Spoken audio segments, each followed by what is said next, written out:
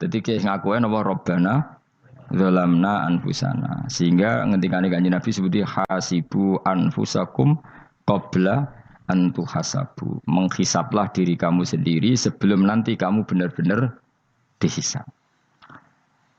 Sehingga umatnya Rasulullah itu kemungkinan kena hisap itu kecil sekali karena tadi sudah terbiasa menghisap dirinya sendiri. Apalagi kita, kata Rasulullah, saya dikasih hadiah yang para nabi sebelum saya enggak dikasih hadiah itu. Apa itu? 5 hal itu. Di antaranya apa? Kata Rasulullah, wa utitu khawatima suratil Baqarah. Saya dikasih terakhir-terakhirnya surat Baqarah. Di surat Baqarah itu umatnya Nabi dapat bonus dan ini luar biasa, yaitu ayat Rabbana la tu'akhidna innasina wa akhtana. Ya Allah, jangan hisab kami, jangan beri sanksi kami, jangan azab kami kalau suatu saat kita lupa atau salah. KSP nak kue urung salah, padahal mesti salah. Rai-rai ini gak mesti salah. Wes gawe perjanjian mbek pangeran Gusti. Ndamel perjanjian dong, apa? Setiap saat saya salah langsung sepuro. Mohon mboten usah istighfar malih pun niki pun niku. Terus deal soalnya deal ini. Lah itu ngendikane Kanjeng Nabi senyum-senyum senenge ra karuan. Dan setiap itu dibaca oleh umatku, Allah sudah jawab qala na'am. Jadi Rabbana la tu'akhifna inna sina aw akhtana. Terus qala Allah menjawab na'am. Terus Rabbana wa la tahmil alaina isron kama hamaltahu 'alal ladzina min qablina. Nabi Muhammad jawab, Allah menjawab na'am. Sampai terakhir wa'fu anna, Allah jawab na'am. Kemudian para kiai itu punya kiat supaya umatnya itu hafal itu. Terus jadi bahan tahlil itu masalah ya. Faminhum ya faminhum. Sing tahlil ya ora paham, sing kritik ya ora paham. Alhamdulillah itu mesti padha-padha ra kena hisab. Mergo padha-padha ora napa? Paham. Jadi ora ana barokah kaya goblok wis barokah tenan. Mergo sing lakoni ya ora paham, sing kritik ora paham. Jadi kalimat yang di akhir surat Baqarah itu adalah termasuk hadiahnya Rasulullah yang tidak diberikan pada Nabi sebelumnya. Ini apa ini? Utitu khawatima suratil Baqarah. Saya dikasih akhir surat Baqarah. Gini ku setiap doanya umat Nabi Allah jawab napa? Naam. Jadi ya Allah la tu'akhidna, jangan kasih sanksi kita innasina au akhtana. Allah jawab naam. Itu satu. Terus kedua, umatnya Nabi itu kalau dosa itu tidak perlu prosedurnya harus istighfar. Banyak amalan yang menjadikan diampuni. Misalnya kafaratul majlis itu lafadznya agak istighfar. Subhanakallahumma bihamdik misalnya. Dan banyak imatatul adza anit thoriq. Misalnya Nabi pernah cerita ada seseorang yang nakal, kemudian gara-gara menyingkirkan duri di jalan yang ganggu orang lewat, kemudian Allah memaafkan. Ada yang dimaafkan karena ngombeni anjing, macam-macam lah. Kemudian ngombeni santri, macam-macam. Sehingga potensi kita dimaafkan itu tinggi sekali karena ada sekian amal yang itu menjadi sebab ridhanya Allah Taala. Malah kalau dalam dunia wali itu ada seorang wali mau ngarang kitab, kemudian tintanya itu diminum lalat, dia membiarkan tinta itu sampai lalatnya loh, sampai kenyang. Kemudian gara-gara itu dimaafkan oleh Allah Subhanahu Wa Taala. Banyak sekali. Sehingga potensi kita dimaafkan tinggi. Terus turu sudah ada orang rasani wong enggak macam-macam lah. Wiku ya insyaallah di sepuro pengiran. Dadi ana wali, dadi wali mergo kakean apa? Turu. Ditakoki, "Kenapa kok turu wong wali? Mboten siap roh donya, Gusti." "Kenapa?" "Donya wis rusak tok, patok mboten roh, Gusti." Lah iku ya mari swarga napa? Ya swargane wong turu ya kira-kira tok. Tapi jadi umat Nabi itu luar biasa. Makanya saya yang heran nih, kalau ada orang alim bikin gerakan terlalu tenanan itu keliru, biasa mawon. Turu ku ya ibadah, wae agar gak zina, gak maling, wae agar gak nglakoni dosa gede ini sanggep ae napa? Ibadah. Karena tadi Rabbana la tu'akhidna in nasina wa akhtana. Terus Allah jawab na'am. Sehingga kiai-kiai itu takut orang itu lupa, terus dimodifikasi sedemikian rupa jadi wiridan. Tapi alhamdulillah kok banyak yang kritik. Jadi ya biar seimbang, no? Seimbang kepada alam demokrasi. Jadi kalau lagi kecewa mbek sing kritik, mergo insyaallah rapati paham masalah usul ini. Karena satu-satunya cara supaya orang paham itu pancen yo dijak latihan bareng-bareng. Gak ngono wis malah ra paham blas. Ya tapi tadi ya semua itu resiko. Zaman Nabi Sugeng ana ibadah sunat dilakoni terus, Nabi yo duka, kuwatire dianggap wajib. Tapi nek ora dilakoni blas Nabi yo duka, wong sunat ora tau dilakoni. Jadi sudah alhamdulillah sekarang ana sing ngritik, ana sing setuju biar seimbang no. Wong padha ora pahame wae napa? Padha paham. Padahal makna ayat itu luar biasa. Rabbana la tu'akhidna in nasina wa akhtana. Terus kedua, Rabbana wala tahmil alaina isron kama hamaltahu alal ladina min qablina. Ya Allah, jangan beri beban kami sebagaimana engkau memberi beban kepada orang sebelum kami. Dulu itu kalau ada orang yang salah, itu harus dibunuh oleh orang yang tidak salah. Liyaqtulal bari uminkum al mujrima. Supaya yang tidak salah membunuh yang salah. Sehingga ketika umatnya Nabi Musa menyembah anak sapi, ijel itu, apa kata Allah? Fatubu ila bari'ikum faqtulu anfusakum. Kamu syaratnya tobat harus saling membunuh, yaitu orang yang terbebas dari dosa itu membunuh yang tidak dosa. Masyhur itu. Terus Allah mengirimkan mendung yang pekat, terus gelap. Ketika gelap itu yang al-bari yang enggak dosa mengeksekusi yang dosa. Sekarang kan enggak, paling takam KPK. Berarti penjara mulai juga sisa korupsi jake. Jadi penak lah pokoknya zaman akhir itu penak. Pemenang saya KPK ini mulai disoal, jadi aman lah. Sebuah sing bener di. Aja nih ya sing bener ya pangeran. Misalnya rasa KPK lah nak kita takwa ya rasa korupsi. Kalau KPK dilemahkan nanti yang korupsi marah. Lah masih orang KPK lah nak di pangeran kan ya aman karena korupsi.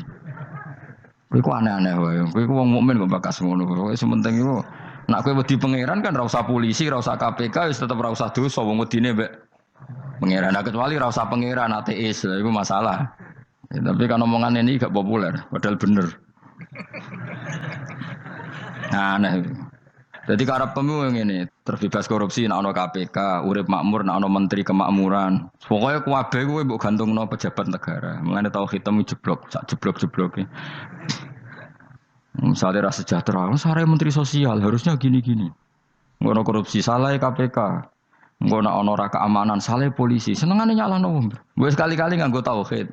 Nek ono adab iku mergo dosa yang sudah kelewat. Ya tapi kan gak mungkin ngomong bernegara gitu. Tapi atas nama iman bahasa kita seperti itu. Kalau atas nama bernegara emang kita butuh polisi, butuh tentara, butuh KPK. Tapi atas nama iman ya tadi. Kalau kita diberi sanksi Allah itu rata-rata dari bima qaddamat yadaka itu pasti ada salah yang pernah Anda lakukan. Ya tapi sudahlah ini zaman sudah seperti ini. Anut umumnya wong akeh. Kalau terang malih masalah hisab ya. Hasibu anfusakum qabla an tuhasabu. Kamu menghisaplah diri kamu sebelum kamu dihisab. Misalnya saya sebagai ulama, tentu hisab terberat saya itu kitmanul ilmi, menyembunyikan apa? Ilmu. Karena ilmu kalau disembunyikan tuh bahaya sekali. Bayangkan di alam fisik. Misalnya ada orang berkebutuhan pada kemaksiatan, terus di situ ditulis bar, karaoke misalnya. Orang bisa ke sana karena ada tulisannya, ada WA-nya, ada alamatnya. Kemudian ketika Anda bisa Fathul Qorib, tidak ada tulisannya. Harusnya Anda juga nulis ahli Fathul Qorib, ahli Fathul Mu'in, nah, atau ahli Jaljalut, tulis saja. Ahli Primbon. Enggak apa-apa, tulis saja. Penerus Ronggo Warsito, tulis saja. Zaman gendeng, arah melok gendeng, rakeduman, tulis saja.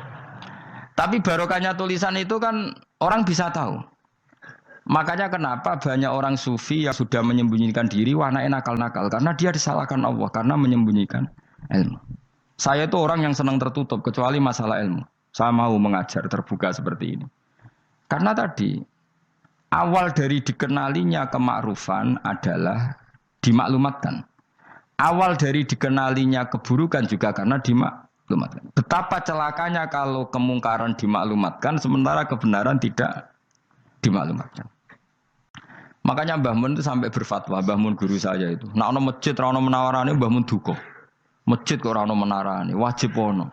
Dulu saya iskal kenapa menara jadi wajib. Tapi setelah saya tambah angan-angan, secara fikih jelas tidak wajib. Tapi coba bayangkan, misalnya ada bar lampunya tinggi, orang dari jauh tahu itu bar. Sehingga kalau mau maksiat misalnya ingin ke sana. Sekarang misalnya masjid gak ada menara nih, ada orang ingin sholat, ada masjid tahu orang. Tapi baru kayak ada menaranya kan, tahu. Intinya semua kebaikan itu harus dimanarohkan. Makanya manaroh itu dari kata nur, dimenarakan, dari kata nur, dari kata dicahayakan, dimaklumatkan. Sehingga mulai dulu lama itu meskipun humul itu menyembunyikan diri. Tapi kalau masalah ilmu mereka membuka diri. Loh coba kalau misalnya ngaji seperti saya ini, saya tidak terang-terangan jadi orang alim. Sebetulnya nggak baik. Kalau kamu ujub, sombong, aku orang alim itu tidak baik. Tapi kalau kita kan tidak karena ujub tadi, harus memaklumatkan. Coba berapa bapak-bapak yang tertolong nyari bidan ketika istrinya hamil. Gara-gara tulisan, karena yang nolong itu bidan. Ya kan? Dokter gigi. Atau kalau nggak dokter, ya ahli gigi. Ahli gigi itu yang dipasang tanpa medis itu. Tidak kamu menjadi tahu karena apa coba? Tulisan. Tapi kenapa kebaikan tidak seperti itu? Harusnya sampean itu tulis saja. Misalnya sampean nggak alim saja, maklar orang alim. Siap menyalurkan ke tempat-tempat orang alim. Coba TKI tenaga kerja itu. Mereka tahu Korea, Hongkong karena bisa penyalur tenaga kerja. Tulis saja rumah kamu penyalur ke orang alim. Nanti antar kembeduan. Kalau ada orang tanya, maksudnya gimana? Kalau butuh orang alim, tak antarkan. Oh ya sudah, itu kalau se-Indonesia, itu luar biasa. Jadi yang ngajinya dulu Fathul Qorib sampai bab sholat itu saja. Ahli Fathul Qorib sampai bab sholat. Tulis saja dalam kurung, pemahaman pas-pasan. Lo coba, dokter itu kan fair. Kalau ilmunya pas-pasan tulis dokter umum. Kalau dia merasa pinter, dokter spesialis. Dan itu menjadi orang tahu. Tulis saya kan ke ahli saraf. Nah, lo buatan guyon itu betul. Makanya saya ini termasuk orang yang menyembunyikan diri. Tapi kalau bab ilmu enggak. Sehingga nyun sewu saya tidak sombong banyak gus-gus alim yang ngaji saya Jamul Jame, ngaji Mahali. Padahal itu kitab tersulit di pondok. Tapi gara-gara saya sering cerita, saya pernah ngaji Jamul Jame sama Mbah Mun. Saya pernah mentakriri kitab ini, kitab ini. Nya banyak yang ngaji saya. Kalau tanpa itu kan mereka tidak tahu. Ya sama nggak apa-apa kalau menyaingi saya. Tulis saja di rumah kamu ahli Jamul Jame. Barang diparani ahli apa? Ahli jilid. Maksudnya kalau kitab kamu rusak bawa sini. Ya nggak apa-apa. Nah, sehingga syarat utama jadi nabi itu sebetulnya memaklumatkan diri. Ya saya ulang lagi. Pertama nabi jadi nabi syaratnya apa? Memaklumatkan diri. Sehingga pertama beliau jadi nabi naik gunung Sofa, kemudian ya maksara Quraisyin halummu ilayya, wahai orang Quraisy ke sini. Terus Nabi mulai manggil satu-satu, ya Bani Abdi Amanaf ke sini, ya Bani Fihir ke sini. Terus saya ini adalah An-Nadhirul Mubin. Saya sekarang diangkat jadi nabi. Terus Abu Lahab marah-marah, tabban laka ya Muhammad alihada jama'tana. Muhammad kamu itu orang sial, kita enak-enakan tidur gara-gara kamu manggil kita datang, ternyata hanya untuk urusan seperti ini. Makanya terus ada tabat yada abi labi watab. Tapi yang iman kemudian tanya, Muhammad kalau kamu setelah jadi nabi, misinya apa? Saya diutus Allah untuk kamu menyembah Allah, tidak boleh menyekutukan Allah. Dan Allah memerintahkan kamu afaf. Afaf itu meninggalkan zina, meninggalkan maling, gini-gini. Coba kalau Nabi tidak memaklumatkan diri. Jadi Nabi sekelunak-kelunus. Ketemu wong monggo nggih. Ada temu dia nggih. Sengerti nak Nabi ku sapa? Sehingga orang-orang yang humul, yang menyembunyikan diri itu di bab ulama masalah besar itu. Karena ciri utama dosa adalah kitmanul ilm. Makanya Nabi sidik amanat tabligh fatona. Tabligh itu lawan katanya apa? Kitman. Makanya saya ngaji di mana-mana. Saya di Jakarta ngaji, di sini ngaji, di Pasuruan ngaji. Harus dimaklumatkan ilmu. Dan kalau ada orang tanya ya tak jawab. Saya tuh kitab yang paling aneh di pesantren. Misalnya yang mulai aneh lah. Gak Jamul Jame. Saya sampai sekarang masih ngajar Jamul Jame. Kitab yang aneh. Macane lagi roh judulnya pusing. Jamul Jawame, kumpulane pira-pira kumpulan. Dadi ilmu apa ae ana ning kono. Sing gak ana ilmu dukun, mboten enten. Ilmu carane bodoni ya ora ana. Ning kono mau carane mlebu swarga tok. Lane potensi kula mlebu swarga itu tinggi sekali. Cara sing model piye duwe. Dadi mun. Dadi cara sing model piye duwe. Dadi cukup banyak napa? Cara. Sampe nek ndek cara sitok orang mesti, kalau nu gak ada cara kata. Jadi nak dari cara iki mentok, ganti cara iki mentok. Ya terakhir paling gampang itu cara nganggo fadole pangeran. Iku kena mbok tiru. Pokoke mbok swarga nganggo fadole Pangeran. Masalah utama kita sebetulnya itu, makanya saya tidak pati cocok sama orang sufi itu. Kebenaran itu harus dimaklumatkan. Sementara orang sufi itu ingin menyembunyikan diri. Itu kalau untuk yang alim itu tidak bagus. Wong kita saja tahu itu dokter atau bidan karena tulisan. Ini bidan, ini dokter. Dan mereka jujur, dokter umum, dokter spesialis. Loh, coba misalnya di kota, kamu tulis saja penyalur kebaikan. Orang yang ingin mondok, pondok pilihannya ada, Sarang ada, Peloso, Lirboyo. Kalau saya ke sana gimana? Saya kenal Gusnya. Tak anter.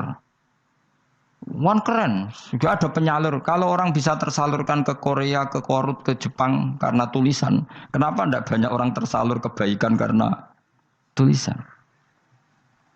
Enggak orang mau kelunak orang jelas.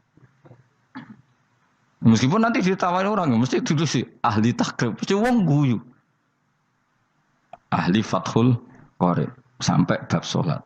Tulis saja jujur, maaf tapi hanya sampai bab sholat. Tulis saja, ada maafnya bareng, maaf tapi sampai bab sholat. Enggak apa-apa. Paling untuk wong sowan, larian mau doa jenengan 2 tahun. Tapi ini bodohnya mau 3 bulan, mulai ngajine dok bab sholat. Enggak apa-apa. Loh itu dulu memang begitu. Rasulullah zaman Sugeng itu kalau ngajari santrinya itu balighu anni walau ayah, maklumatkan ke kampung kamu meskipun 1 ayat. Banyak sahabat kalau ditanya ya tidak bisa karena ngajinya tidak hatam. Tapi ya terus gak apa-apa, kok tak soal Abu Bakar, tak soal Umar, ditanyakan yang lebih pintar. Saking tidak pahamnya sahabat itu lucu. Ketika ada ayat waqulu wasrabu hatta yatabayyana lakumul khaytul abyadu minal khaytil aswad. Itu kalau mau tidur ya benar-benar bawa benang putih sama benang hitam, ditulis, dipasang di pintunya. Jadi kalau makan diinceng lagi, kok masih belum kelihatan, wah masih boleh makan. Terus begitu. Kalau sudah mulai syuruk, mulai padang, wah berarti sudah imsak. Jadi karena makanlah dan minumlah sampai benang hitam terbedakan dari benang putih. Artinya kalau malam kan, dulu kan nggak ada listrik, nggak ada lampu, berarti kalau benar-benar masih malam nggak terlihat, berarti masih boleh makan. Nanti terus dilihat gitu. Terus, ya sudah wakafnya di situ. Hatta yatabayyana lakumul khaytul abyadu minal khaytil aswad. Wakaf dulu. Terus akhirnya Kanjeng Nabi itu piye kok umatku dadi masangi benang. Akhirnya Jibril teko. Ini makanya unik dalam ulumul Quran. Satu-satunya ayat yang diturunkan hanya 1 kata itu ya ayat itu tok. Terus Jibril datang, Muhammad ayatnya itu kurang sitok. Minal fajr. Terus ditambahi minal fajr. Jadi minal fajr itu unik. Ada Jibril jauh-jauh dari langit. Iku mau nurun apa? Minal fajr. Makanya kalau kamu nanti dites, kalau ingin jadi dokter tafsir dites, ada 1 kalimat yang diturunkan jauh-jauh Jibril ke bumi. Apa kalimat itu? Jawabannya minal fajr. Wis alim gue yakin alim. Memang ikut tak? Masa itu? Mereka gara-gara sahabat itu terus masangi apa? Benang ngincang. Akhirnya minal fajr. Baru mereka tahu maksud fajar, maksud apa? Benang hitam artinya malam, benang putih artinya fajar. Sodik sudah menyingsing. Semenjak itu sudah ada benang-benangan karena jadi orang-orang ngono maksud iki kurang sithik gitu terus turun apa? Minal fajr ya. Jadi nanti kalau sampean latihan tes jadi dokter apa? Tafsir. Ayat mana yang diturunkan hanya 1 kalimat atau 1 kata jawab apa? Minal fajr. Itu lolos langsung dokter. Pun pinter. Ya pinter ngerpek maksudnya ora dikandani. Lah nanti hubungan kita dengan Allah ya seperti itu. Sejauh mana kita memaklumatkan Allah. Sejauh mana kita mengkampanyakan Allah.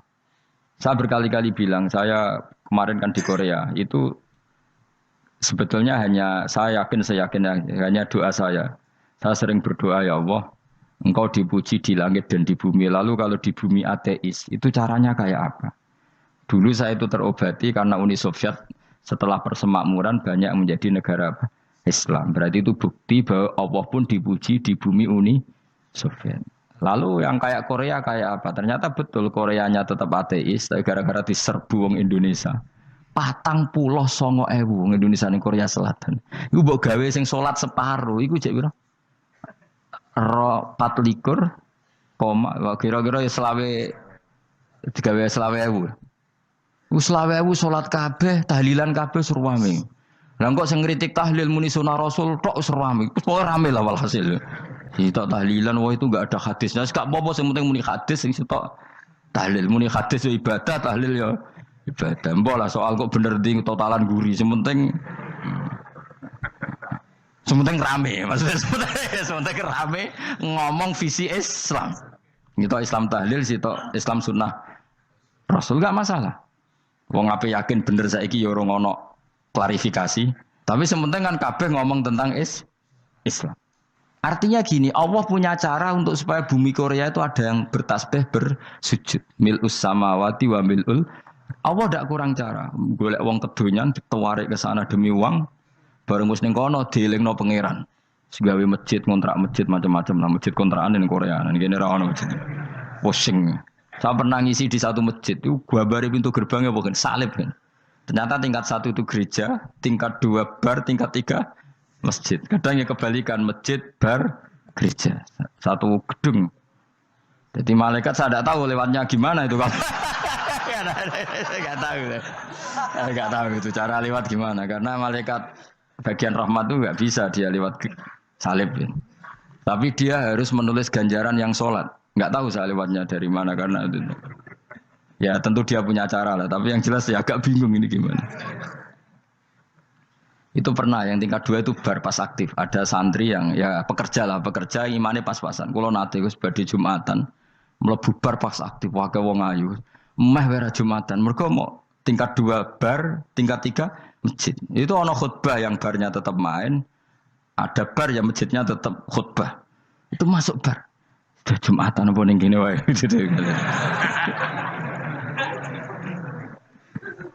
Akhirnya ya di situ beberapa menit terus ada komat Jumatan. Dosa ta ragus ngene. Ya aku muni. Ya segelem Jumatan ku apik. Wong mesti dilakoni kok takok dosa ta ragus. Oh raimu kadung lakoni kok takok. Artinya gini, Allah punya cara untuk menyebarkan Islam di Korea.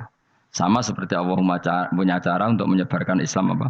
Di Indonesia. Dulu orang Gujarat, Punjab, ya sejarah ini menurut saya ya tetap sebagiannya benar. Meskipun tidak seluruhnya benarnya sejarah Islam masuk Indonesia rata-rata orang kan menulis pedagang Gujarat, India ke Indonesia dagang karena mereka mukmin akhirnya juga menyebarkan apa? Islam. Tapi itu jelas nyata. Meskipun tidak semuanya seperti itu karena ada yang dibawa Yusuf Baros itu yang muridnya Sayyidina Ali itu. Terus juga ada yang dibawa beberapa habaib dari Yaman langsung ke Indonesia. Kayak yang di daerah Tuban itu kan langsung habib-habib dari Samarkand langsung ke mana? Tuban. Makanya saya bilang sejarah itu semuanya benar. Karena memang variasi masuknya Islam di Indonesia itu banyak. Jadi itu enggak masalah. Sampeyan niru sing kedonyan mawon sing luwih gampang napa? Lho nggih to, kayak Jakarta itu kan kota kayak gitu. Baru kayak wong kedonyan orang ke Jakarta semua. Gara-gara tahu mondok pedotan tadi ahli Fathul Qorib tadi yang sampai bab salat terus bikin masjid. Iku coba takoki faraid terang ora iso. Pemene takoki muamalah terang ora iso, tapi nak trimo carane salat sing batal apa ngentut roh dene. Aduh. Ilmune kok roh nak nganti bab iku jek roh. Sing batal salat apa jek roh dene. Ngentut nyekel wong wedok jek roh. Tapi mbok aja takoki sing detail apa? Cara mengenari kiblat dengan hisab ya marosdil kiblat itu serang arah iso. Atau nganggo komputer itu loh, nganggo jam, nganggo kompas. Padahal ono ilmune ya marosdil apa kiblat di bulan tertentu, hari tertentu itu nanti matahari tepat di atas Ka'bah. Serang arah iso, nak ngono niku serang arah iso. Ya saya ulang lagi ya. Jadi kesalahan kita adalah kebenaran itu kita sembunyikan. Padahal awal dikenalnya Islam itu lewat i'lam. Fasda bima tu'maru. Kebenaran harus dimaklumat. Tapi problemnya Islam Indonesia tuh kadang humul tuh bangga. Enggak dikenal orang itu bangga gini-gini. Oke lah, kalau yang enggak. Saya sendiri ya suka humul. Sampai sekarang saya suka humul. Saya sampai sekarang enggak suka tamu. Bukan karena benci tamu, ribet. Maksud saya kalau sowan kiai yang ngaji saja, ora usah sowan. Oh ribet. Ya lucu kan, seneng Gus Bak jare wong alim. Terus senenge mau sowan tok ngaji ra gelem iku piye karepe? Wong kok aneh. Iku berarti kok do karo kowe seneng dokter, konsultasi obat ra gelem tapi ngajak jagongan. Dok, jenengan tiyang pundi? Jenengan manggen dalem mriki mulai tahun pinten? Lah ya kowe takok dokter kemalan. Mesti nek kowe takok laram apa obate apa kok malah kenalan. Pindah Jogja tahun pinten, Dok ya? Dan jenengan kawin mriki tahun pinten? Lah wong jare Gus Bae wong alim kok sowan ngono. Jenengan kelahiran tahun pinten, Gus? Zaman dinosaurus.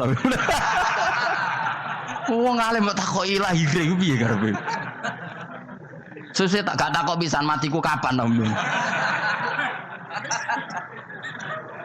Coba betapa naifnya kita kalau kita suka dokter, terus kemudian kamu takok, Dok, kelahiran tahun pinten jenengan? Aneh gak? Nak kowe seneng dokter mergo mau konsultasi berobat ya ngomong saja apa yang kamu butuhkan. Aku seneng wong alim yo ngaji titik. Nah, kowe misalnya seneng artis, delok konser artisnya takok, kelahiran tahun piro? Gak penting artis ayu mbok delok seneng, wis sudah gitu aja. Ora wong alim yo ngono, ngaji seneng. Ini kadang wong Jawa lucu, seneng wong alim sowan, terus takok-takok. Waneh, iku dudu obatno ngono, yakin. Maksudnya sing profesional, maksudnya sing rontok bener sithik lah dadi wong. Aja bener nemen-nemen gak mungkin wis pokoke bener sithik-sithik. Makanya kemarin ngaji apa Nasaihul Ibad kan gitu. Mujalasatul ulama artinya apa? Fi majlisil ilm ketika ngaji. Ora kok mujalasatul ulama utawa sowan matekno wong ngene terjo. Kula termasuk kiai yang kampanye ini. Soalnya termasuk kiai terkenal tapi sing tamu kula rapati kathah. Kuwi jaga masyaallah tenan wis. Muga-muga rodok tobat sithik-sithik maksudnya. Maksudnya ya sudah lah. Ya tadi hubungan wong alim ya sudah ngaji. Kalau hubungan sama dokter ya tanya konsultasi apa? Medis. Kan lebih enak. Nah, hubungan mbek dukun wis takok wis. Mbah niki menyangking pundi? Kok jenengan dermemel nglafadzno apa sing kalimate sing jelas kena apa nak dermemel mandi nak jelas kok ora mandi ku piye? Takono. Aku yo guru pun mbek dukun. Wong kalimate ra jelas kok mandi. Nak jelas gak mandi. Mergo nak jelas kita bodoni ne. Ayo guru mantra iku mesti gak wae rungokno tenanan kalimate terus ra jelas. Dukun-dukun dulu. Yo kok mandi, nak jelas malah mandi. Mandine tenan ora ya ora. Ya saya ulang lagi ya. Jadi sebab itu di Quran sering ada kata i'lamu, kenalilah, ketahuilah. Jadi awal dari agama ini adalah harus tahu. Maka menyangkut harus tahu ini lalu Allah bikin media. Media itu apa saja. Tapi lalu kita bisa berdebat tentang media. Itu yang kita tidak tahu nanti hisabnya di depan Allah Subhanahu wa taala. Saya sampai sekarang itu nggak tahu, nggak pernah bilang halal, nggak pernah bilang haram. Misalnya gini ya buat ini dengerin ya. Di Korea ini sering teman-teman cerita. Ada beberapa majikan yang baik sama umat Islam, yang bekerja Muslim. Itu kalau dipamiti sholat kan, Pak majikan saya mau sholat. Sholat itu apa? Mereka bilang dengan bahasa analogi di Korea, pokoknya sholat itu sembahyang. Ketika sholat itu ditanya sama orang Korea, loh kamu itu sembahyang kok tidak ada patungnya? Karena pengetahuan mereka yang namanya sembahyang itu ada patungnya. Ada yang baik, apa sekalian tak belikin patung? Jadi wong Islam pas sholat itu didelok ngarepe dhuwure kok gak ono patung. Ono sing ape sujud itu digambarno salib. Mergo dekne denger-denger kalau karena tidak tahu Islam itu apa. Sementing ada personifikasi Tuhan. Ada lagi ini yang agak ngeri. Ada pegawai Garuda karena dia agak terpelajar waktu sholat, dia sholat sama krunya di mall. Itu langsung security mall nelpon polisi. Ini ada ritual teroris gitu. Jadi sholat itu dianggap mukadimah sebelum ngebom. Jadi ritual. Pertanyaannya adalah karena mereka tidak pernah ngerti sholat itu kayak apa. Dan kadang-kadang orang ngerti bahwa sholat itu adalah ritual umat Islam itu lewat media. Media itu bisa berita, bisa dokumenter, bisa apa saja. Kita tidak pernah tahu cara Allah mengertikan. Seperti kita tidak pernah tahu madzhab Mu'tazilah, tahunya itu dari kitab-kitab ahli sunnah wal jamaah. Coba kita semua misalnya tahu madzhab yang aneh, Mu'tazilah, Jabariyah, Qadariyah, itu dari kitab mereka apa dari kitab ahli sunnah? Dari kitab ahli sunnah. Maka bisa saja informasi keburukan itu dari orang baik dan informasi kebaikan dari orang buruk. Kita tidak pernah tahu. Karena ini yang bisa ngelola hanya Allah Subhanahu wa taala. Tidak bisa, kita tidak bisa, hanya Allah yang bisa. Maka perdebatan Ahmad bin Hambal dengan Haris al-Muhasibi itu seperti itu. Misalnya gini, tak kiri contoh. Haris al-Muhasibi itu orang alim alama. Dia ahli sunnah mandat. Pokoknya ahli sunnah sekali. Dia mau ngarang kitab tentang, dia menentang Mu'tazilah. Menentang Qadariyah, menentang Syiah. Terus setelah mau ngarang kitab, ditanya sama Imam Ahmad. Ya Haris, kalau kamu ngeritik Mu'tazilah, awalnya gimana caranya kalau ngarang kitab? Ya saya cerita pendapat mereka dulu, lalu saya saya tentang. Imam Ahmad guyu-guyu. Bukankah setelah kamu cerita mazhab mereka plus argumentasi mereka, jangan-jangan pembacanya sudah tertarik. Pas kamu nentang, kamu sudah dianggap gawe-gawe. Karena kadung tertarik. Saya tak contoh wae, misalnya gini, kowe sekarang rasa bareng dadi wong soleh biasa wae. Aku ana gambar wong wedok montok tak tulis, hindari ini. Kira-kira dia mau hindari apa gambare? Enggak jawab ya, kira-kira lho. Sing mbok nikmati kata hindari apa? Sing mbok eling-eling kalimat hindari apa gambare? Kira-kira. Padahal tulisannya apa? Hindari bahaya ini. Bahaya ndi terus didelok. Terus sing dieling-eling ora hindarine tapi sama. Pendapat Mu'tazilah itu ada yang menarik. Misalnya gini, menurut Mu'tazilah, seseorang masuk neraka ya karena amalnya, masuk surga ya karena amalnya. Apa artinya kalau masuk surga karena fadli Allah? Lalu gunanya amal apa? Mungkin pembaca kan tuh, wah ini proporsional ini. Gak ada ahli sunnah, jadi bus warga mereka fadli pangeran. Kok enak? Lalu gunanya amal apa? Padahal dia tahu pendapat Mu'tazilah itu dari kitab itu, kitabnya orang ahli sunnah. Gak pernah tahu kita. Ya saya ulang lagi. Itu kan ibarat kayak KUHP. Kamu baca KUHP draft, terus kamu cocok. Kamu mesti nyalahkan yang demo. Atau baca buku selebaran orang demo, kan terserah kamu. Kamu kan punya akal, kan tetap milih. Tetap milih. Problemnya kata Imam Ahmad itu, ketika kamu menceritakan pendapat Mu'tazilah, bisa-bisa orang itu kadung tertarik. Ketika mulai kamu tentang, orang itu gak tertarik sama penentangan kamu. Berarti kamu ikut menyebarkan Mu'tazilah. Sama seperti tadi, gambar perempuan yang agak jorok tadi, sebetulnya tak tulisi kata hindari. Padahal Rukinus gak tahu, eling wong wedok gara-gara tak kei gambar hindari bahaya ini, malah jadi eling. Orang eling tulisannya eling. Nah, hakikat saya ini penyebar kata hindari apa penyebar gambar itu? Coba. Lalu status saya ini pengedar gambar itu apa pengedar kata hindari? Lah iya yang mengedarkan kata hindari tapi yang mengedarkan. Nah, sama sekarang pertanyaannya, kalau kamu ngarang kitab anti Mu'tazilah, itu sebenarnya pengedar mazhab Mu'tazilah apa penentang? Ya pengedar juga karena umat tahu dari kitab kamu. Contoh ya. Lah ya mulane ku dadi perdebatan, kok kaya iya kaya ora. Juga tuh gale gini misalnya, kamu jangan milih presiden yang dari militer, itu pasti keras, tegas, terus kaku. Ternyata pembaca itu wataknya militer, lu cari yang begini, pusing kan kamu. Agak suka presiden sipil, nggak tegas. Padahal kamu nulis itu untuk menggiring orang milih presiden. Jangan milih yang militer, pasti tegas, nggak demokratis, nggak nerima pendapat. Ternyata pembacanya suka saya punya pemimpin yang tegas. Habis kamu kan? Yang tahu hati orang itu siapa? Makanya ketika kitab ahli sunnah dipenuhi dengan cerita-cerita madzhab Mu'tazilah, itu sebetulnya kamu itu pengedar apa penentang? Itu pertanyaan Ahmad bin. Akhirnya Imam Haris al-Muhasibi bilang gini. Enggak, maksud jenengan itu ngelarang apa dukung. Pokoknya mergo mangkel. Dari Imam yo aku pokoknya ngomong ngono ae pokoknya. Terus akhirnya Imam yes nang ngoten ketok arahe jenengan mboten sedo ngarang. Makanya Haris al-Muhasibi akhirnya enggak mengarang kitab itu. Dia sebenarnya pernah rencana Kitabul Firaq fil Islam. Dia mau ngarang kitab kelompok-kelompok dalam Islam.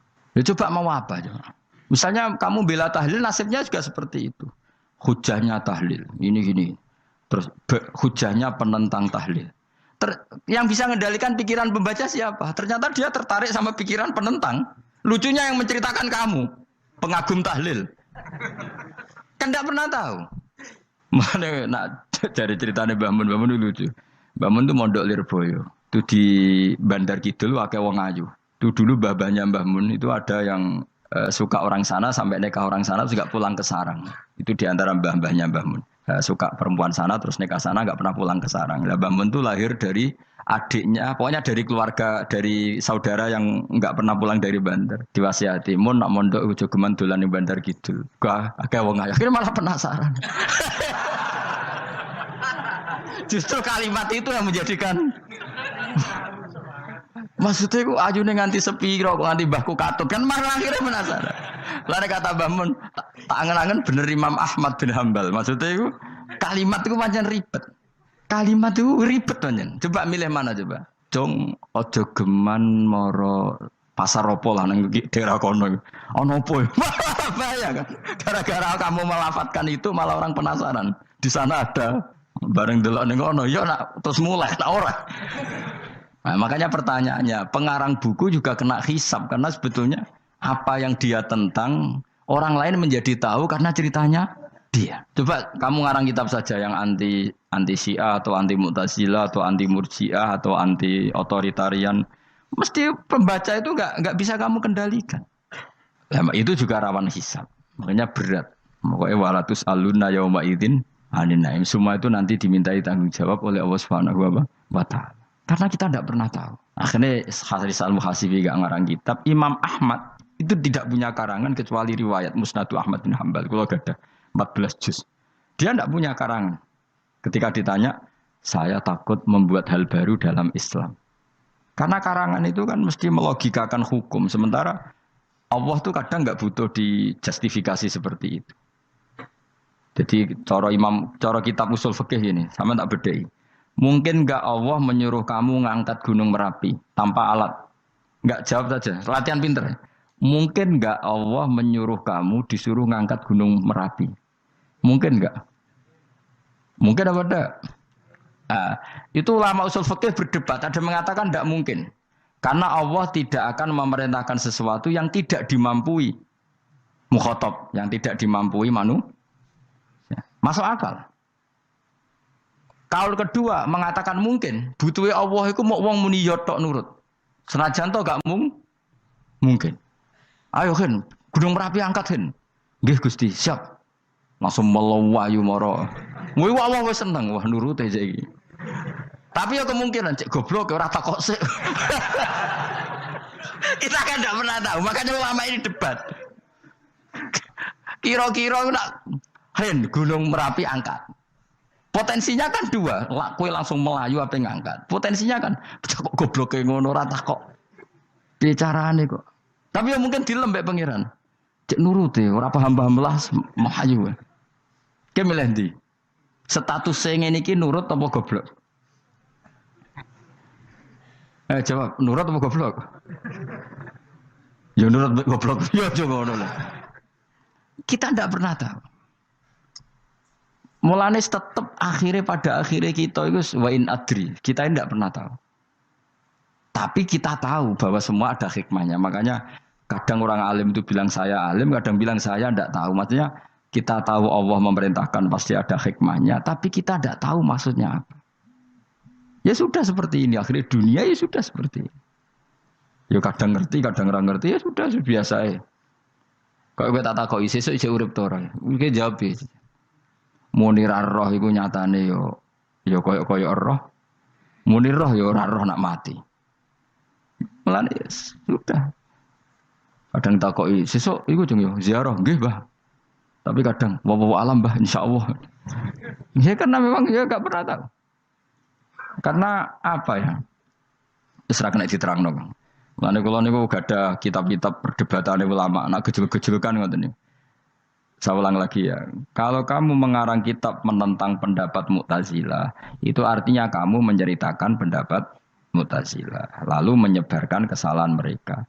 Pertanyaannya, pembaca pertama kali tahu pendapat Mu'tazilah gara-gara cerita kamu. Itu sama, pembaca tahu gambar perempuan gara-gara edaran kamu. Meskipun kamu menulis hindari, tapi kan menjadi tahu. Kamu berarti penyebar kata hindari apa penyebar gambar? Apa penyebar kata hindari? Itu ibarat kayak gini, ada anak kecil baru umur SMP kamu, nak hindari narkoba. Bentuknya kayak ini loh nak. Padahal anak kamu itu bakat soleh yang nggak terlintas narkoba. Gara-gara buat cerita ini menjadi tahu. Sekarang omongan iku dihisap tahu orang menjadi tahu gara-gara kamu. Tapi kamu nggak ngandani takut anak kamu kejebak narkoba. Milih mana? Bingung tuh ke? Wingi-wingi rapi bingung ora tau mikir. Maksudnya aku ya gumun, wong ora tau mikir ya do urip. Jadi ya sudah. Ya angel panjen urip ya angel. Mane ngaji ben mane ngaji. Ngaji minal fajr. Ngaji minal fajr. Itu satu-satunya ayat sing turun mok sak kalimat. Dadi ora sak ayat mok sak kalimat, sak kata kalau dalam bahasa Indonesia. Mun kula terusno. Oh masalah yamin iki kula terangno. Yamin niku maknane arah kanan. Arah kanan maknane arah yang dikira benar. Jadi orang Arab bilang kalau sesuatu benar itu disebut kanan. Mulane ashabul yamin. Tapi kalau orang salah disebut ashabus simal. Jadi sebetulnya itu bahasa-bahasa ya memang bahasa Arab seperti itu. Partai kanan berarti benar. Kalau partai kiri salah. Tapi sekarang katanya ada wasatiyah, tengah-tengah. Ya saya malah bingung tengah ning ndi. Tapi nah istilah Al-Qur'an itu jelas ada yamin, ada simal. Tapi kalau wasat itu bahasa sosial, tapi ya sah, bahasa itu juga sah. Wong napa sebut ini ummatan wasatan litakunu syuhada napa? Wa kadzalika ja'alnakum ummatan wasatan. Mun kula terusno. Jadi arah kanan itu maknanya apa? Arah yang benar. Makanya disebut ashabul yamin. Kalau salah disebut ashabus simal. Innakum ladzaikul adabil alim. Innakum satamne sira kabeh. Fihi tetep dawuh, fihi ku tetep ing dalem dawuh innakum. Iltifatun ono iltifat. Iltifat iku ngerubah redaksi. Mau kan tentang hum itu dhamir ghaib, tapi sekarang jadi dhamir mukhatab. Ladzaikul adabil alim. Yektine wong kang bakal nyeksani, bakal ngrasakno siksa sing pedih. Wa mutzauna lan ora den wales sira kabeh ilama kecuali perkara illa jazaa kecuali wales perkara kuntum kang ana sira kabeh tak malu nang nglakoni sira kabeh illa ibadallahil mukhlasin kecuali kaulane Allah sing ikhlas. Jadi semua orang itu akan kena siksa kecuali kaulane Allah sing napa ikhlas. Sing ikhlas pokoke enak-enak ibadah ikhlas mun nang ngandel kula ibadah paling nyaman ikhlas. Mulang ya mulang ae mergo perintah Allah. Cek murid temrohake guru cek ora ban sak karep-karepe pokoke mulang ya mulang ae. Sekolah nih, pokoknya mulang-mulang aja. Cek kira hakku ora urusan, pokoknya mulang wis. Boleh ridane Allah, ben sebenarnya akhirat rakakan hisab ribet mikir manusia ribet. Pemane mikir hak-hakmu ribet. Turuti ora tau warah, serepot kabeh. Ben bonus dunya ben bonus. Nah dhewe mesti dianggep ae urip sedina-sedina. Sing ngongkon bayangno urip suwi kuwi sapa? Wa amali akhiratika ka annaka tamutu hodan. Lan kula nak di 200.000 tak anggap wage. Urip nganti sesuk dhuwit 200.000 cak aki. Lah kowe bayangno dhuwit akeh, bayangno urip nganti 60 tahun. Sing ngongkon bayangno ngono iku ya sapa? Jelas Nabi dawuh wa amal li akhiratika ka annaka tamutu hodan. Kamu ngamal untuk akhirat seakan-akan mati be. Jadi misalnya aku digedingi wong sak menaki, digedingi mok sewengi enteng sesuk wis mati wae. Jebule cek urip. Ya anggap ae cek sesuk. Kan mok sedina-sedina ngitunge apa? Mulane anggere ana panitia ngundang aku pengajian pusing. Aja mbok undang saiki aku mari bingung. Pokoke nek sesuk acara bengi aku kandhani. Mboten Gus ben ana kepastian. Kepastian mbahmu ora melok duwe donya men kepastian namanya. Wong ora tau ngaji tauhid to namanya. Pas, ya coba 2 bulan lagi disuruh bilang iya, ben ana kepas. Sing iso ngatur donya sapa? Akhirnya tapi ini benar kepastian mbahmu manusa sing iso nontonno sapa. Pokoke nek acarane Senin, aku kandhani malam Senin, aku ono ya iso wae lunga. Gampang kan? Tapi kan jantungan. Akhirnya golek kiai serep. Alhamdulillah ras itu. Kados kula ngaji teng mriki pokoke umume iku akhir bulan wis ngono tok santai wis. Ya biasa wae. Ya pokoke urip ku anggap ae sedina wa amal li akhiratika ka annaka tamutu. Dan dari misalnya damuk bojo ya enteng sedina. Sesuk wis mati wae. Boleh sesuk jauh urip diwamuk meneh. Paling sedina. Wis sedina mati, yes. Enggak suwe-suwe ra aman apa? Aman. Aman. Wani urip ngono. Jare daftar wali, tau warai ngono ora. Ikhlas ki ngoten carane ki salat ben nyaman. Ngendikane Rasulullah, "Sholli ka annaka sholatu muwaddi'in." Kowe nek pengen salat ikhlas, anggap bae iku salat sing terakhir dan kenangan terbaik kamu di dunia adalah tahu salat, tahu sujud. Juga salat tuh happy. Ya Allah ini sujud saat terakhir, ini rukuk saat terakhir. Seneng dadi salat. Salat kok ora. Sewante, enggak sholat meneng. Sewante akhirnya awur-awuran. Mana kira jadi wali-wali aku. Kroso kang, nek dadi wali mau nambune. Kita ora ngono nambune semboyo. Maksudnya aku ora usah wali-wali papan atas, yang ringan-ringan ae, sementing bener. Jadi syaratnya wali wa amal li akhiratika ka annaka tamutu dan beramallah untuk akhirat kamu seakan-akan kamu mati. Bisa. Jadi misalnya diutang, tapi sahur jangan utang sahur ngawur sembrono. Contohnya aja utang, aja nak utang bahaya. Enak kan? Jadi kayak di masalah berat ya enteng. Wong urip mau napa? Sedina. Apa meneh nak kowe luwih wali meneh, ora nganti sesuk malah. Setiap saat aku iso mati. Berarti nak di masalah kan lep sedilu. Cuma masalah kowe permanen, bar mati tambah neraka. Lha kok aja sampe. Malah selawase lawas. Mulane masalah ning donya tok, ora usah sampe tok akhirat. Ojo. Nah, gue kan repot ngajajai gue. Seakan-akan mati besok. Pertanyaannya, apa setelah mati gak ada masalah? Ternyata tambah banyak masalah. Sebenarnya sementing ikhlas semua. Wa illa ibadah wahil mukhlasin. Jadi kalian semua pasti merasakan siksa dan akan dibalas kecuali mereka sing ikhlas. Mesti ikhlas itu aman. Ila ibadah wa'il mukhlasin kecuali kawulane Allah sing napa so macalna minal mukhlisin ya mungkin kula jenengan sedanten termasuk tiyang sing napa ikhlas. Pokoke dilatih ngene ora dilatih dipaksa pokoke luwateh paksa. Nggih Gus pokoke paksa supaya sampean ikhlas. Ya wae misale kowe ngandalo pejabat ya mati. Nak mati ora kuat. Sing kuat namung Allah Subhanahu wa ta'ala. Jadi sehingga terlatih. Nah, bagaimana mungkin saya bisa hidup tanpa komunitas nasional, ya kamu yakini aja komunitas itu bisa saja mati atau benci kamu atau perubahan sistem. Ya kayak dhisik misalnya wong duwe wartel iku koyo sugih toko wartel. Bareng ono HP gitu tuntas. Dulu misalnya wong duwe telepon rumah itu koyo sugih ono HP ya tuntas. Jadi perubahan-perubahan ini menjadikan kita tidak percaya terhadap dunia ini. Mesti ora iktimat, ora tetanggenan mbek dunia ini. Yang enggak pernah berubah hanya Allah Subhanahu wa taala. Misalnya ngono, kowe sayang anak, iso wae anakmu sampeyan gedeng kowe aja katut bojo. Kowe sayang tangga iso wae gedeng kowe. Utawa ana perubahan sistem sing dadekno kowe ra urip ning kono, misale kowe ndonga muga-muga disenengi wong bidukan, jebule kowe ditakdir urip di daerah lah. Enggak pernah tahu. Sing mesti abadi namung Allah Subhanahu wa taala. Semulane illa ibadah wahil mukhlasin. Kecuali kaula-kaulane Allah sing mengikhlaskan amal hanya krana Allah Subhanahu wa taala. Ayil mukminina tegese pira-pira mukmin. Uti dawuh iki istisna mungkotion kang terputus. Dzikra jazaohum. Utawa ngene, dzikru jazaihim utawi nutur piwalese para al-mukhlisin fi qouli ta'ala ulaika lahum rizqum ma'lum.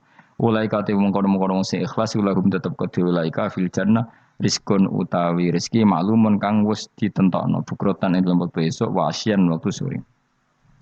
Rupane rezeki apa fawakih iku pira-pira buah-buahan badalun dadi badal au bayanun utawa menjelasno rezeki maring rezeki. Bahwa tekang aran fakihah utawa utawi arrizku merupa fawakih ma perkara. Yuk kalau kang den pangan apa mata lagi dan krana enak-enakan lali hifdzi sihatin. Ora kok krana jaga kesehatan. Jadi ning swarga iku mok sifate pakanane mung go enak-enakan tok, ora ana makanan pokok. Mergo makanan pokok kowe mangan beras ning Indonesia kan go ketahanan fisik. Sementara di surga tidak perlu ketahanan karena dijamin fisik kamu abadi. Paham bisa ulang lagi ya. Kalau di dunia kan kowe butuh mangan pokok supaya mempertahankan fisik. Karena fisik kamu rawan rusak kalau tidak makan makanan pokok. Sementara di surga fisik kamu tidak mungkin rusak sehingga tidak perlu makanan sing pokok. Kabeh sifatnya makanan mau gue enak-enakan tok. Ora perlu lali hifdzi sihatin, ora perlu gue jaga kesehatan. Mergo li anna ahlal jannati krana sak temene penduduk swarga iku mustaghnuna semugih kabeh An khifdhiya saking jaga sikhah bi khalqi atsadihim sebab gawe jasad ahli swarga digawe lil abadi krana selawase lawas. Jadi kamane di surga kamu tidak perlu mikir obat, tidak perlu mikir pakanan yang menguatkan karena fisik kamu sudah didesain abadi. Jadi butuh makan itu hanya menunjukkan untuk kenikmatan. Jadi kamane ada semuanya itu demi kenikmatan, tidak demi menjaga ketahanan. Karena tubuh kita pasti sudah tahan karena didesain lil abad untuk selawase lawas. Wahum haliuti ahlul jannah iku mukramuna den mulyakno kabeh billahi taala kelan ganjarane Allah taala. Maksudnya kelan ganjaran sing diaturno oleh Allah Subhanahu wa taala. Fi jannatin naim dalam swarga kang penuh nikmat. Ala sururin ing atase pira-pira napa bayang utawa pira-pira napa singgasana mutaqabilin hale adep-adepan kabeh. Layar ora ningali sapa badun sebagian wong akeh kofa badin ing sitoke sebagian sing liya. Jadi kamane ahli swarga iku ora ana wong ngungkur-ungkuran lho. Dadi semua kalau ketemu madhep ora kaya ning Jawa. Nek ora cocok mungkur. Iku ning donya, nek ning akhirat wis kabeh ketemu wani madhep. Artinya wani madhep ku gak ada masalah. Cara wong Jawa kan ngoten. Wong iku diutang aku, nak ketemu ora madhep. Wong iku tau bodoni aku, nak ketemu ora madhep. Di Jawa itu kan bahasa itu sudah benar. Orang itu punya utang saya sehingga kalau ketemu saya tidak berani tatapmu muka. Nah di surga itu kalau ketemu berani tatap muka artinya apa? Antar mereka tidak ada masalah sama sekali. Yutafu dan iderno atau diiderno alaihi mengatasi ahlul jannah ya ala kul dan saben-saben suci minhum sangi ahlul jannah apa bikasin kelawan gelas. Wa ta'al kasu alina iku ada bisa robi klan ono isine minumane kasu. Min mainin saking arak sing seger. Min khamrin tegese arak ya jri kang lumaku apa ikla khamr ala wajil ardi ing atase bumi jabani bumi kan haril mak kaya dene sungene banyu. Dadi arak diharamno ning donya mergo soben dihalalno ning akhirat. Dadi malah ana ancaman sing ngombe arak ning donya ora bakal ngombe teng napa akhirat ya kecuali kalau mau tobat. Bedoa terputih asad tegese banget apane badan putih minal laban dibanding susu. Ladatin terenak eladi tegese enak li syaribin tegese ngombe. Bi khilam bi khamri dunya kelan beberitani arak dunya fa inna khamrat dunya iku karihatun iku ora nyenengno ing tasyurbi nalikane dinombe. La fiha ora ana iku tetep ing dalem khamrah. Haulun utawi dadekno mabuk ma tegese perkara yahtalu kang iso ngilangno apa ma ukulahum ing akale wong akeh. Arak-arak di akhirat nanti itu tidak arak yang memabukkan. Walahum lan ora ana utawa ahlul jannah anda sange arak yunzafuna iku didadekno mabuk sapa ngak fathiza wa kasra minna sabasyarif. Wa anzafa yaskaruna tegese dadi mabuk sapa ngake utawa yusiruna dadi mabuk sapa ngake bi khilafi khamri dunya hal berbedane arak dunya. Jadi mereka ngombe arak tapi tidak mabuk. Mereka punya bidadari banyak tapi ora selingkuh ora darani zina. Mulane ning donya ora usah zina sebenarnya ning akhirat ana bidadari akeh. Wayu ora usah mbayarno wis ayu. Ora cerewet ora njaluk blonjo supaya penak lah. Ning donya serapati ayu jaluk blojo ngomel aduh ribet. Mesti bojomu ora bojoku. Wa indahum qasir. Tapi ngalami kabeh ora apa-apa sunnatullah napa? Ben seru menapa? Tapi sepi lho. Omah esuk-esuk ora ono ngamuk sepi. Tapi angen-angen ya bener. Ben napa? Omah iku hidup.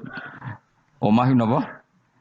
Wa indahum qasiratut tarfiin. Wa indahum lan iku ana ing sanding ahlul jannah qasiratut tarfi utawi bidadari sing pandangane ku terbatas. Manane habisatul ayun tegese muk membatasi pemandangan ala azwajina ing atase bojone bidadari.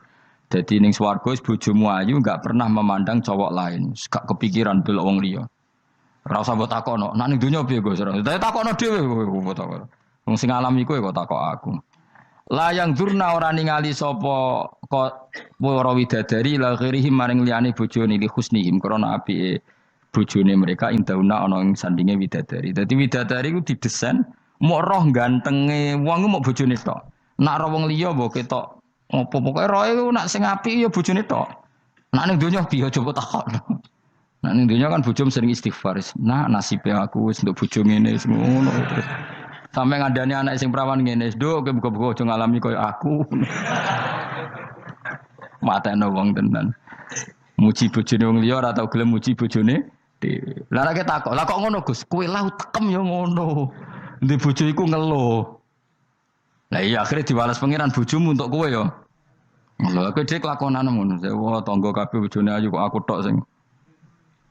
Bisa terusno dhewe-dhewe, wae kabeh dihisab dhewe-dhewe. Dan bidadari kelakuannya ra ngono piye? Membatasi matanya hanya untuk suaminya karena mereka tidak pernah melihat kebaikan selain suaminya. Nah lagi di bojo ngono berarti min ahlil jannah. Yo mau cuancang ning kamar iku bener ora wong liya. Ben sing ganteng kowe tok, jan sing lanang kowe tok. Tapi dianggap wong stres ya. Kena undang-undang saiki penjara. Ngajak bojo ra gelem kok peksa napa? Iku mesti bojone ayu sing akan mlebu penjara. Nek bojone elek kan padha ra gelem.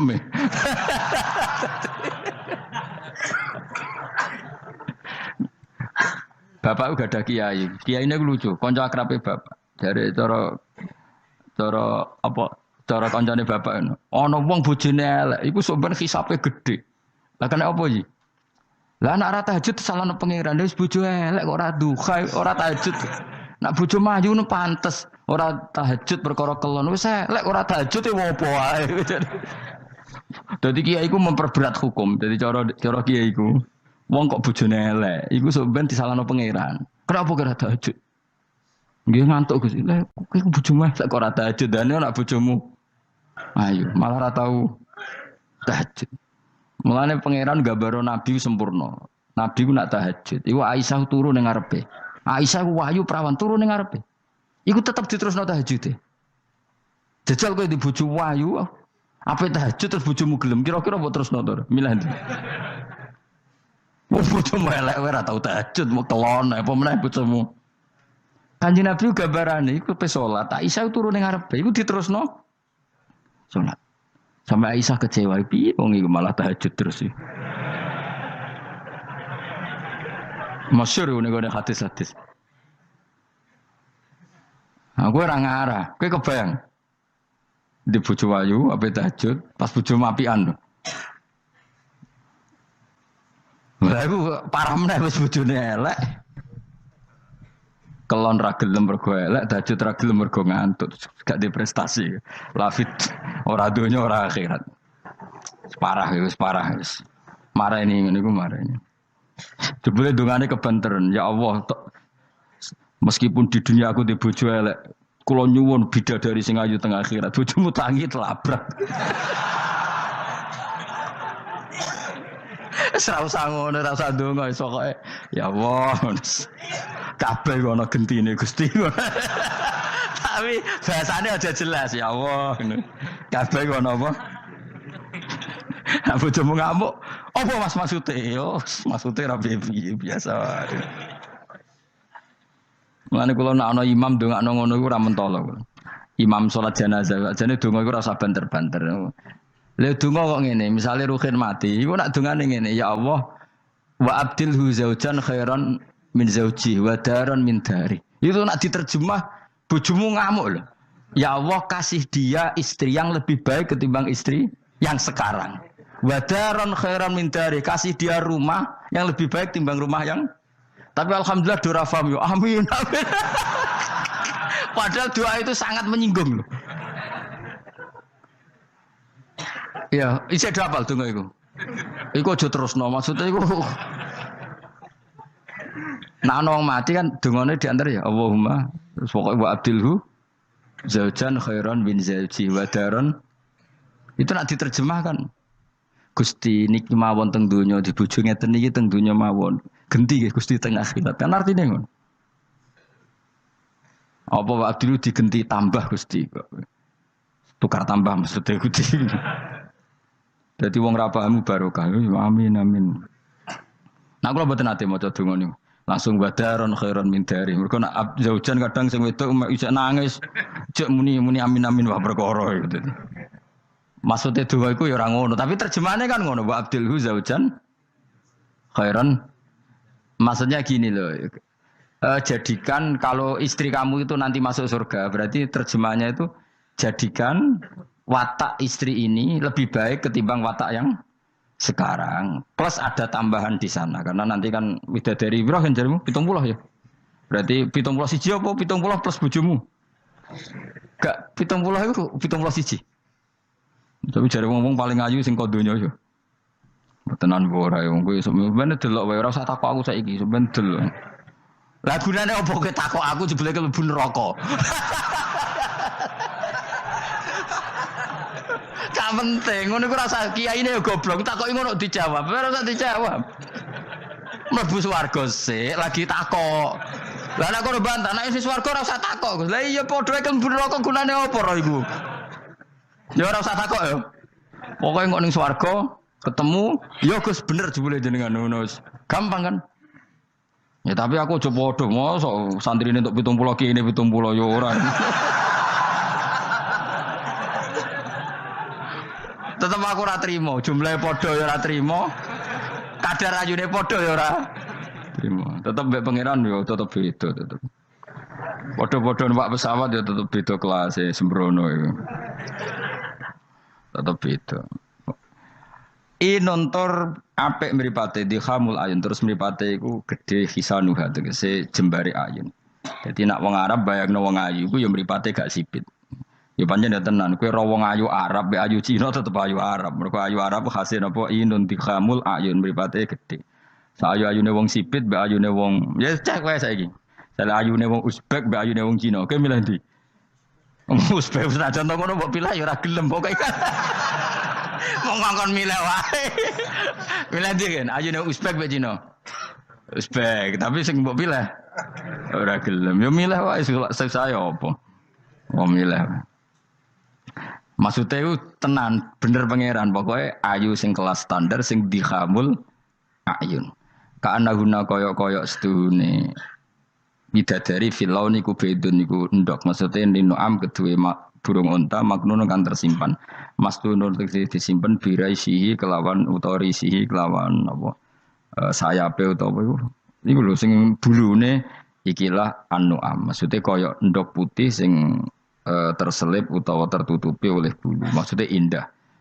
Ya wong ayu transparan ambek rontok kena kere iku seru sing rontok kena kere ngono lho. Pokoke ngono. Wis kowe milih wae senajan turun kesampaian pokoke milih saiki wae. La yasilu ora tumeka ilahi maring ikilah apa ayun utawa maring ikilah ainihinna apa hubarun apa bletuk.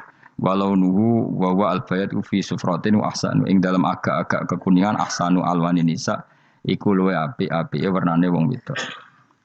Pokoke ora usah takok sebenarnya lakoni. Faqbala mengko madhep sapa ba'dum sebagiane ahlul jannah.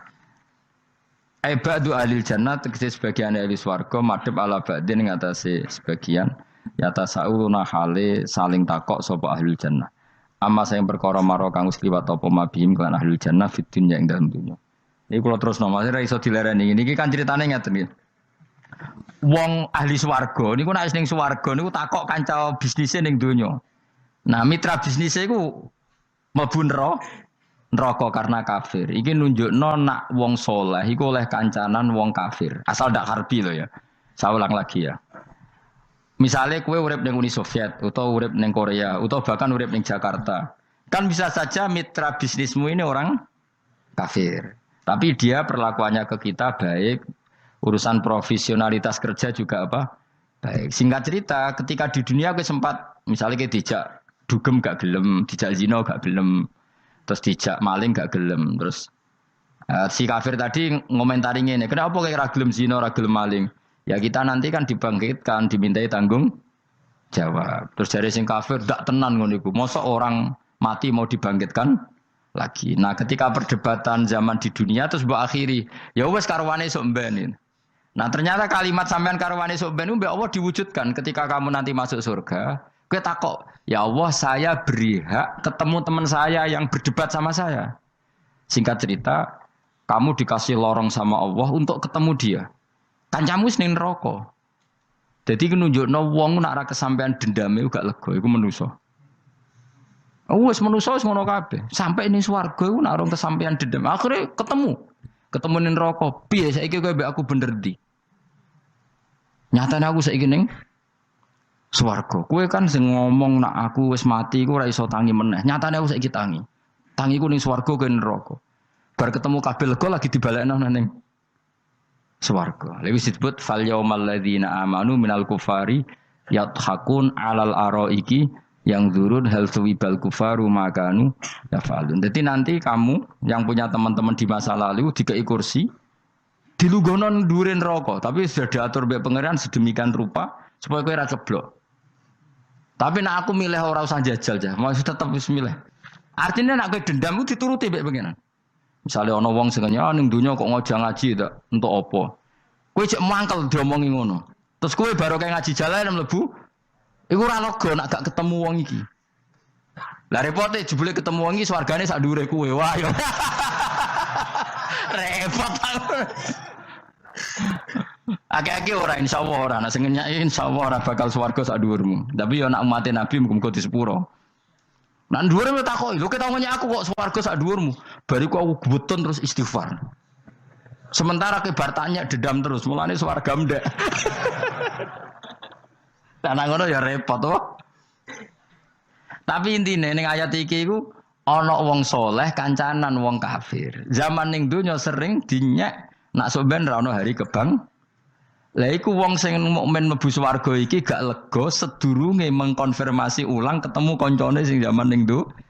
Dan iku ambek Allah diberi hak. Napa diberi? Hak itu disebut apa? Fal yaumal ladzina amanu minal kufari hakun alal araiki yang zurun hal suwibal kufaru makanu ya falun pun jeng terus nokola ko iluminum gak diterangno ra iso ngakhiri pokoknya ngono sok ben terusane kola ko iluminum ini kanali korin. Setelah saya jadi kiai dan penelitian, saya itu berkali-kali didatangi dokter, tentara, juga polisi. Mereka sering bilang gini, Gus saya ini dokter negeri. Saya ke NTT, ke Papua, karena saya muslim, berkebutuhan Islam, maka dibikinkan musola, dibikinkan masjid. Kalau kiai tidak bisa, bikin sendiri urunan mau narik siapa. Gitu. Mau narik tarikan di jalan yang mau nyumbang siapa. Tapi kalau kebutuhan negara, karena tugas negara, ya difasilitasi negara dan tidak dianggap misionaris karena negara. Begitu juga di beberapa negara yang non-muslim kayak di Argentina, di Venezuela itu ada masjid, ada kajian Islam ya karena duta besar dan itu aparat negara. Disinilah kearifan para ulama berkoalisi dengan umarok dengan makna yang positif bahwa agama ini harus ditopang umarok, sistem negara. Tentu di situ ada tentara, ada polisi, ada macam-macam. Kita sebagai kiai juga enggak berdaya di depan para bandar narkoba apa-apa kalau enggak ada BNN.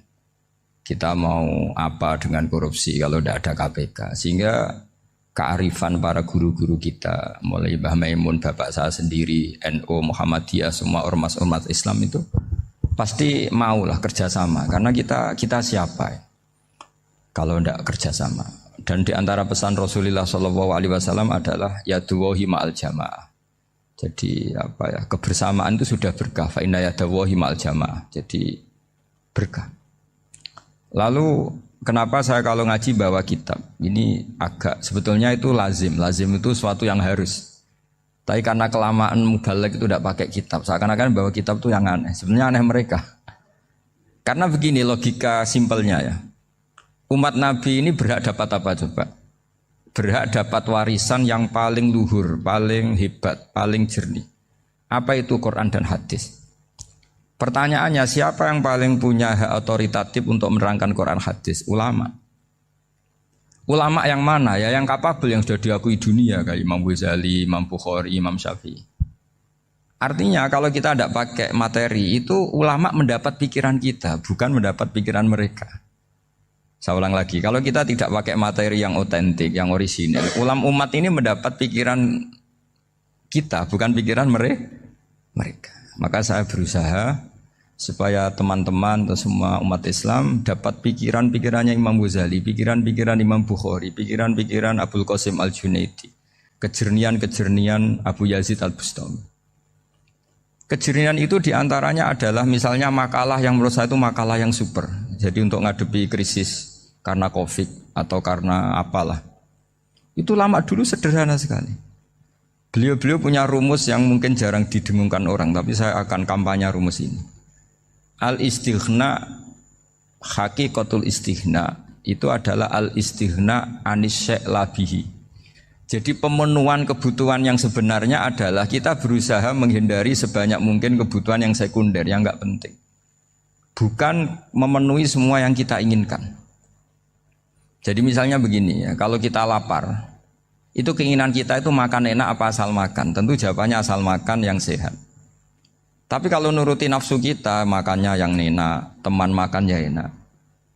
Terus di warung yang favorit.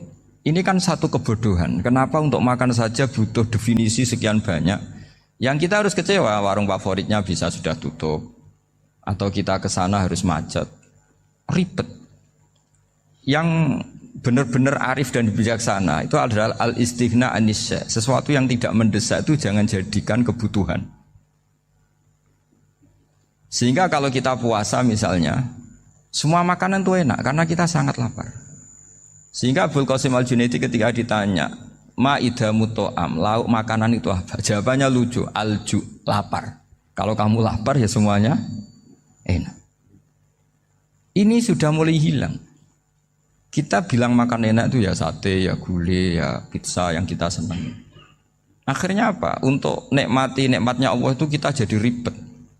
Apalagi yang orang-orang fasik harus ditemani perempuan yang tidak halal misalnya, atau harus ada ajudan, ribet.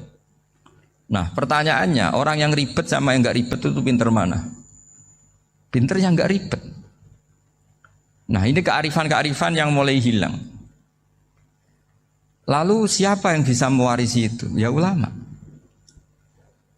Jadi ulama itu cara berpikir sebenarnya simple. Makanya mereka sering kalau tahajud itu. Di antara makalah Sayyidina Ali paling terkenal dan yang menjadikan beliau punya derajat yang luar biasa, itu adalah kafani izzan antakuna li robban wa kafani fakhron an akuna laka abdan. Ya Allah, saya ini sudah begitu mulia, begitu terhormat dan sangat-sangat terhormat. Karena yang menjadi Tuhan itu Engkau. Jadi rumus pertama itu karena menjadi Tuhan itu Engkau. Hanya Tuhan yang abadi, Tuhan yang pertama, hanya Tuhan yang al-awwal.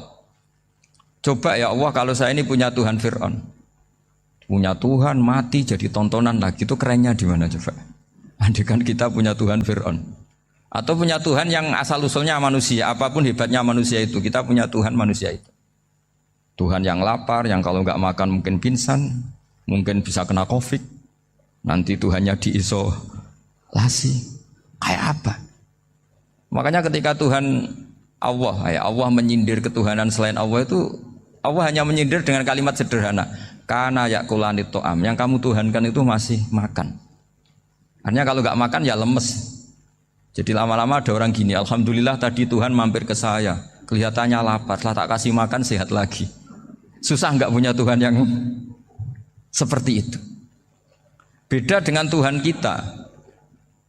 Tuhan yang nggak butuh makan, nggak butuh minum, al-qayyum, zat yang berdiri sendiri tanpa butuh yang lain. Al-awwal, sebelum ada langit bumi sudah ada Tuhan kita yaitu Allah. Bandingkan dengan Tuhan-Tuhan yang dipertuhan yang lain, yang adanya setelah bumi, misalnya Fir'aun dan sebagainya. Sehingga Sayyidina Ali pertama jadi kebanggaan apa? Kafani izzan antakuna li robban. Saya ini keren betul, karena punya Tuhan yaitu Engkau. Tuhan yang lahul asma'ul husna, Tuhan yang semuanya punya kebaikan, punya keabadian, punya keagungan. Terus wa kafani fakhron an akuna laka abdan, dan saya bangga sekali karena saya menjadi hambamu. Kalau saya jadi hambanya Pak Rektor ribet kan, sudah tak hormati ternyata nanti tidak rektor, ya kan ribet kan. Terus pokoknya ribet, jadi budaknya manusia itu ribet. Makanya ada seorang wali datang ke temannya yang jadi presiden atau jadi raja. Datang ke situ karena tidak punya uang, mau minta uang karena temannya raja. Setelah sampai sana ternyata temannya ini karena orang soleh pas berdoa, ya Allah saya minta ini, minta ini, minta ini. Terus si wali tadi pulang. Kenapa kamu pulang? Ternyata dia sama, masih minta-minta kayak saya. Jadi sederhana deh. Sama-sama minta kamu, minta zat yang kamu mintain katanya. Jadi dulu itu orang itu sebegitu dekat dengan Allah. Sehingga si raja ini terus ketemu wali tadi tanya, kenapa kamu menyepelekan saya? Padahal sekarang saya raja. Terus ditanya sama wali tadi, karena temannya, kalau kamu di padang pasir tidak bisa minum dan harus minum 1 gelas, dengan ongkos kamu harus mengasihkan semua kerajaan kamu demi minuman itu. Pilih mana, minuman apa tetap jadi raja? Ya saya milih bisa minum. Saya tidak raja tetap hidup, tapi kalau nggak minum mati. Bagaimana Anda bangga dengan satu kerajaan sing la yusawi kak samain yang tidak sama dengan segelas air. Jadi artinya terus mereka melihat jadi raja itu ya biasa, jadi presiden biasa, jadi rektor biasa. Karena mereka biasa berlogika hakikatul izzah itu ya taqarrub ila Allah, yang benar-benar terhormat itu ya dekat dengan Allah. Begitu seterusnya mereka bikin paradok-paradok yang aneh, tapi itu menjadi pelajaran. Bapak saya Ki Nur Salim itu senang baca anekdot Nasiruddin Koja. Itu kalau bikin orang-orang aneh, itu dia datang ke satu pesta, pakai baju lusuh, pakai sarung lusuh atau celana lusuh, sama Sohibul Bait yang punya acara dibiarin. Setelah dibiarin dia pulang pakai jas, pakai dasi, pokoknya keren. Dihormatin, pakai alpat, pokoknya dihormatin. Silakan. Pas dia disuruh minum, minumannya itu disokkan saja ke sakunya. Jas, kamu harus minum yang banyak, karena kamu yang dihormati, bukan saya. Terus makanan semuanya diletakkan di saku, ada yang apa, ayo kamu makan yang banyak. Alpatnya juga gitu, dikasih sate apa, ayo kamu makan yang banyak. Mereka tidak melihat saya, melihat kamu. Akhirnya orang satu pesta itu istighfar semua, berarti kita ini salah. Terus dia pidato, kenapa kamu uang gitu? Tadi saya datang, orangnya sama. Gara-gara beda pakaian, penghormatannya beda.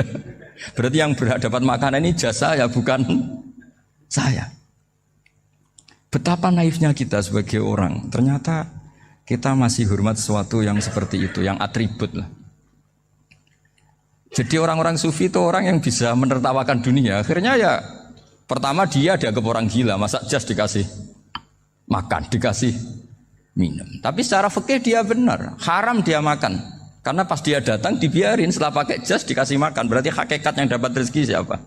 Jasnya apa orangnya? Jasnya apa orangnya? Jasnya. Jadi itu orang-orang sufi, kearifan orang-orang dulu itu bisa ngelola hal-hal yang keseharian menjadi luar biasa. Ada seorang wali melihat istrinya makan satu piring, anaknya makan satu piring. Ditanya, kalian kenyang? Wah, kenyang sekali. Melihat anaknya minum kopi satu cingkir, senang. Kalian senang sekali. Wah, kalau senang dengan hal-hal yang murah bisa, ngapain harus senang dengan hal-hal yang mewah? Bodoh sekali saya. Sehingga terus mereka bisa qanaah. Qanaah itu ya hidup itu simpel, sederhana.